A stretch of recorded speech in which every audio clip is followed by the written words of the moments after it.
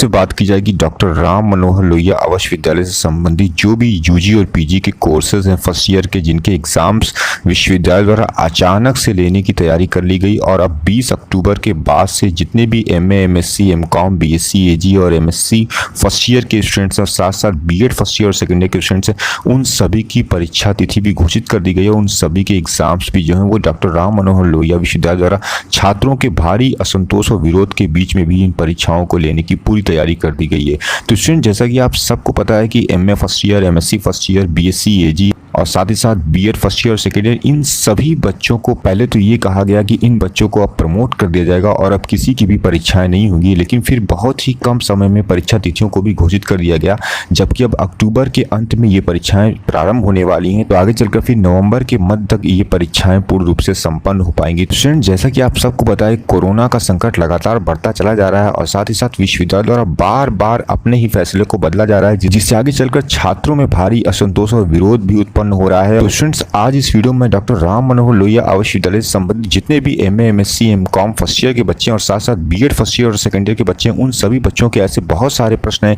जिनके उत्तर किसी के पास भी नहीं है और इन सभी फैसलों का सीधा विद्यार्थियों के भविष्य पर असर पड़ने वाला है। तो स्टूडेंट्स, वीडियो में आगे बढ़ने रहिए, क्योंकि आज आप सबकी बातों को, आज सबकी आवाज को वीडियो में उठाया गया और मैं ऐसे बहुत सारे प्रश्न जो है विश्वविद्यालय प्रशासन के समक्ष रखने वाला हूँ, जिसका उत्तर विश्वविद्यालय प्रशासन को देना चाहिए कि विद्यार्थियों में परीक्षाओं को लेकर जो असंतोष और विरोध है वो समाप्त हो सके। तो स्टूडेंट्स, सबसे पहली बात तो ये कि अगर परीक्षा करानी थी MA, MSc, BSc, AG, MSc first year, BEd first year की, तो क्यों नहीं विश्वविद्यालय द्वारा पहले ही परीक्षाओं को करा लिया गया। जैसा कि आप सबको पता है कि पिछले महीने में सितंबर माह में ही जो है जो अंतिम वर्ष के बच्चे थे एमए, एमएससी, एमकॉम के, उन सब की परीक्षाएं कराई गई थी। तो विश्वविद्यालय द्वारा उसी समय ही एमए, एमएससी या फिर बीएड फर्स्ट ईयर के जो बच्चे हैं उन सभी की भी परीक्षाएं करा लेनी चाहिए थी उन्हीं के साथ में। उन परीक्षाओं के साथ इनकी परीक्षाएं न कराने के बाद जो है ऐसा लगने लगा कि अब विश्वविद्यालय द्वारा इन बच्चों को प्रमोट कर दिया गया है, लेकिन फिर अचानक से बहुत कम समय के भीतर पुनः परीक्षा तिथियों को घोषित कर दिया गया और अब पुनः से इन बच्चों की परीक्षाएं लगातार 20 अक्टूबर से चालू करवाई जा रही हैं।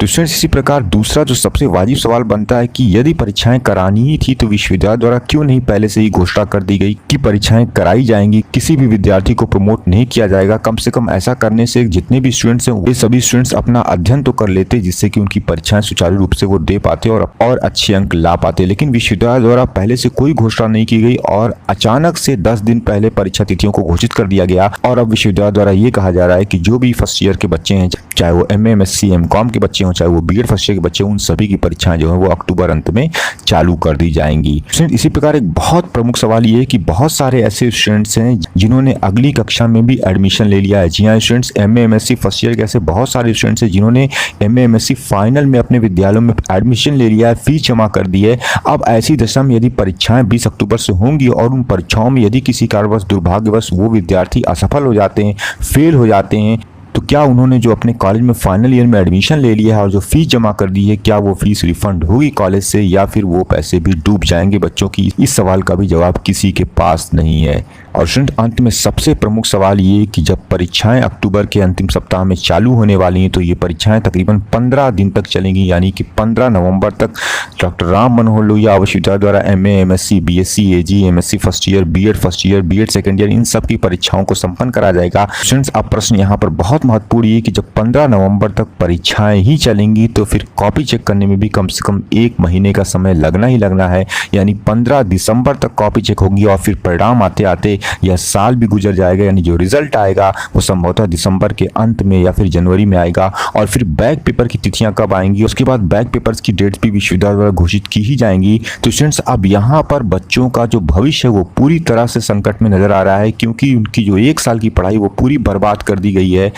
क्योंकि अब जब तक MA, MSc, MCom, BEd first year के बच्चों की परीक्षाएं नहीं हो जाएंगी, उनकी कॉपी नहीं चेक हो जाएगी, उनके रिजल्ट नहीं आएंगे, तब तक वे बच्चे मानसिक रूप से सेकेंड ईयर में जाने के लिए बिल्कुल तैयार नहीं होंगे। क्योंकि कोई भी छात्र जब तक अपना परिणाम नहीं प्राप्त कर लेता है तब तक वह अब अगली कक्षा में प्रवेश नहीं लेता है। तो स्टूडेंट्स, यदि इन परीक्षाओं का रिजल्ट आते आते ही दिसंबर बीत गया तो फिर नए सत्र की पढ़ाई कब होगी, ये भी बहुत बड़ा प्रश्न है और इस प्रश्न का भी जवाब न विश्वविद्यालय प्रशासन के पास है और न कॉलेज प्रशासन के पास है। और इस पूरी प्रक्रिया में केवल और केवल नुकसान जो है विद्यार्थियों को हो रहा है और विद्यार्थियों के भविष्य का हो रहा है। स्टूडेंट्स, अंत में मैं इस वीडियो के माध्यम से विश्वविद्यालय प्रशासन से विनम्र निवेदन करना चाहूंगा कि हो सके तो इन परीक्षाओं को रद्द करके बच्चों को प्रमोट किया जाए, सभी बच्चों को प्रमोट किया जाए, चाहे वो MA फर्स्ट ईयर के बच्चे हों, MSc फर्स्ट ईयर के बच्चे हों, BSc AG के बच्चे हों, MSc AG के बच्चे हों, B.Ed फर्स्ट ईयर के बच्चे हों, इन सभी बच्चों को विश्वविद्यालय प्रशासन द्वारा प्रमोट कर देना चाहिए ताकि ये अपनी अगली कक्षा की पढ़ाइयों को चालू कर सकें और कम से कम 2-3 माह तो ये अपनी पढ़ाइयों को कर लें। अन्यथा की स्थिति में यदि परीक्षाएं 20 अक्टूबर से स्टार्ट हो गई तो फिर दिसंबर के अंत तक रिजल्ट आएंगे और फिर इस प्रक्रिया के दौरान इन बच्चों का यह पूरा साल भी बर्बाद हो जाएगा और उनकी पढ़ाई नहीं हो पाएगी।